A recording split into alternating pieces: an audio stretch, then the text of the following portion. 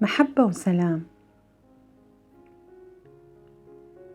المشاعر هي التي تربطك بالجسد الروحي الذي يتناغم مع جميع الأبعاد، فبدون استكشاف مشاعرك لا يمكن بدء الاتصال مع ذاتك التي هي متعددة الأبعاد. لذلك عندما تشعر بالخوف لا تتجنبه، بل واجهه مثل الأسد واحتضنه واعترف به دون مقاومة، لأنك إذا فعلت ذلك دون أي خوف فستجد أنك تغلبت عليه بقوتك.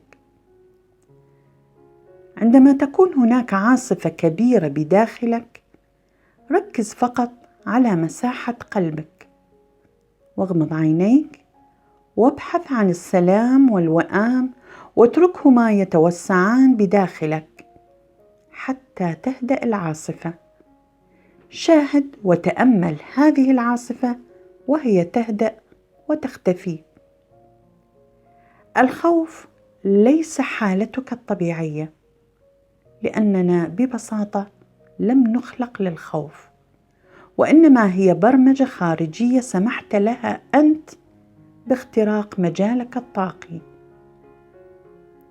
ولكن الخبر السار إنه بإمكانك إزالة هذه البرمجة في أي وقت تريده، من خلال استبدالها بمشاعر الحب. أقصد حب ذاتك، لأنه ذاتك تستحق العيش بالاطمئنان. هذا لأنه أنت لست أفكارك، أنت الوعي الهادئ وراء ضجيج عقلك. فكن متواجدا هنا، إنها اللحظة الحقيقية الوحيدة. كما أنت لست جسدك، وإنما أنت الوعي المتجسد، كالضيف والمضيف.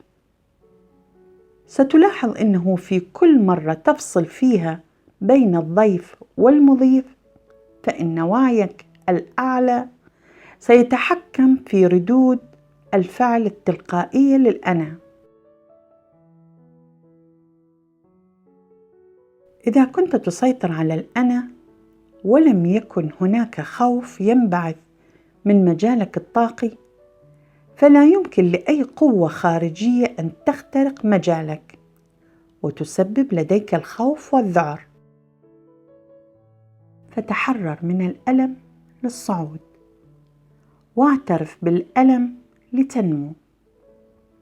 لا تغذي أي فكرة تشتت انتباهك. ماذا يعني ذلك؟ كل فكرة أو شعور هو بندول، فكلما تم تغذية هذا البندول كلما أصبح أكبر حتى يسقط في عالمك. وغذاء البندول هو الاستسلام له بدون وعي، فما عليك إلا أن تقوم بتجويع هذا البندول من خلال أن تكون واعياً بكل فكرة وشعور، وعدم السماح له بالتغذية على مخاوفك.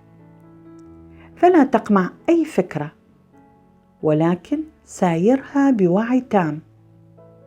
تكلم معها كالزائر الثقيل، وخصوصاً مخاوفك. تقبلها واستقبلها ورحب بها وواجهها. قل لها: نعم، ماذا عندك؟ أنا أسمعك. إلى أي مدى تريدين الوصول؟ وكن منصت لها لأقصى حد ممكن. ثم بعدها خذ بيدها واشكرها وودعها وأوصلها للباب، وقل لها: آسف، ليس لدي الوقت الكافي لسماع مثل هذه الأوهام، فمكانك ليس عندي، فاخرجي دون عودة. فالبيت بيتك، وأنت لك مطلق الحرية بعدم استقبال الزائر الثقيل أو المتطفل على سلامك الداخلي. هناك الكثير من عوامل التشتيت التي تصرف انتباهك، مثل الأشخاص الذين يرغبون في فشلك أو يتصيدون أخطائك وزلاتك لكي يثبتوا لأنفسهم إنهم ذوات نظرة ثاقبة للأمور وإنهم يتميزون عنك بالمثالية، ليزيد هذا الشعور من ثقتهم بأنفسهم، لأنهم ببساطة يتكلمون من مستوى قدراتهم وهم غير قادرين على التعامل مع إخفاقاتهم وفشلهم، لذلك هم يزرعون خوفهم بك. فالمجتمع الذي يريد أن يعيقك ويتحكم فيك ويبقيك محبوساً في الصندوق لتكون مثل أي شخص آخر أو قد تكون نسخة كباقي النسخ، فهذا المجتمع لا يريد أن يكون غبياً أمام التغيير والتنوع. في الحقيقة الخوف هو من لا يريد أن يكون غبياً أمام الشجاعة، لذلك كن أعظم منهم جميعاً، لأنك لديك القدرة على تحقيق أي شيء تضعه في ذهنك، وكل المخاوف سوف تتلاشى في الظلام بسبب تركيزك على ذاتك لتظهر النتيجة. لقد ولدت لتكون عظيماً، ولدت للقيام بأشياء عظيمة، بإمكانك تحقيق أي شيء. كل ما تمر به أو تفكر فيه هو حالة ذهنية. لا أحد يدرك أبداً التضحيات التي قدمها الأشخاص الناجحين ليصلوا إلى ما هم عليه الآن، فهم قد يعتقدون بعدم وجود عقبات، فأنت لا تستطيع النجاح إلا إذا اختلفت عن الآخرين وتميزت عنهم، وإلا فهذا لا يسمى نجاحاً عندما تكون زيادة رقم لفئة معينة يملكون نفس القدرة. هذا ليس تفوقاً وإنما تكرار. فكن خارجاً عن أي مخططات.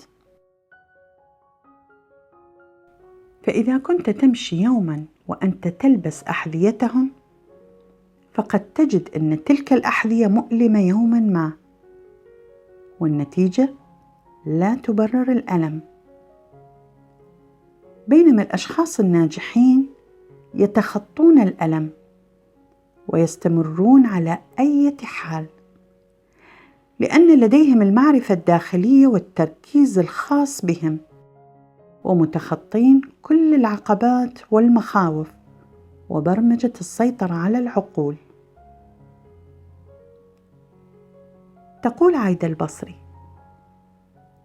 إذا كنا جميعنا نعلم أن هناك رقماً اسمه 1، إذن من سوف يعلمنا بوجود رقم آخر اسمه 2؟